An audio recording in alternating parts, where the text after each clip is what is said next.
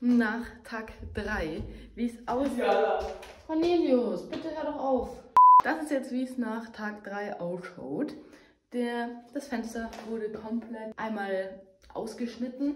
Wie ihr seht, man kann noch nicht rausschauen, aber es wurde jetzt erstmal nur die Hausmauer angeschnitten und das hier, also das Styropor, die Dämmung, wird dann nur noch abgeschnitten oder beziehungsweise das Loch wird komplett gemacht, wenn das Fenster eingebaut wird, weil sonst haben wir jetzt die ganze Zeit hier ein Loch im Haus, weil wie gesagt, das Fenster verschiebt sich ja und es ist nicht klar, wann das Fenster geliefert werden kann. Wir haben uns auch heute spontan dazu entschieden, den Boden rauszureißen, weil eigentlich war es ja geplant, dass wir den abschleifen und es wurden auch Holzpaletten mitgenommen, damit er uns ein paar Muster macht, wie das dann aussieht, wenn er abgeschliffen ist. Und der hat uns aber dann angerufen und gesagt, der Boden ist zu wenig hochwertig, dass es sich lohnt, den abzuschleifen. Also haben wir uns spontan dazu entschieden, den kompletten Boden dann rauszureißen und einen neuen einzulegen.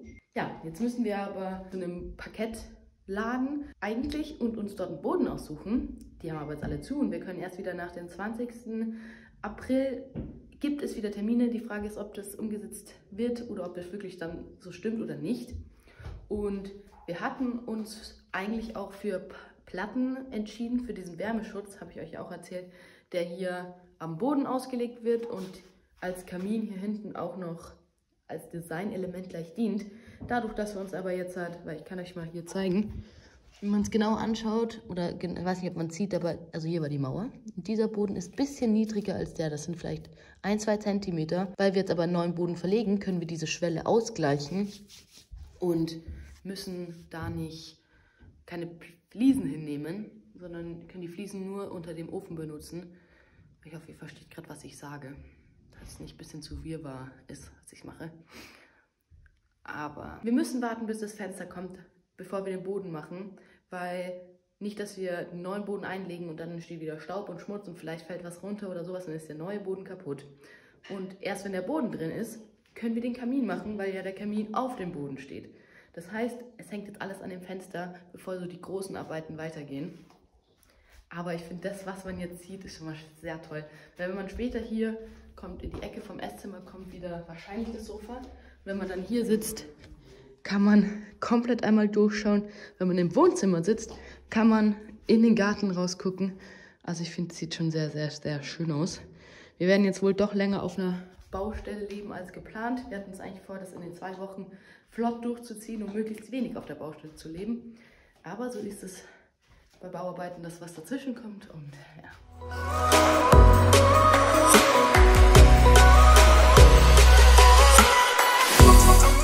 Das ist es jetzt nach Tag 7. Soweit ist jetzt alles fertig. Also Durchbruch, hier wurde alles schön zugemacht. Hier wurde mit einer Gipswand das erweitert, der Block, also auf 90 cm. Und hier das Loch schon mal reingeschnitten zum Kamin, dass man den dann nur noch anschließen kann. Der Boden wurde rausgerissen, davor habt ihr ja die Folie gesehen.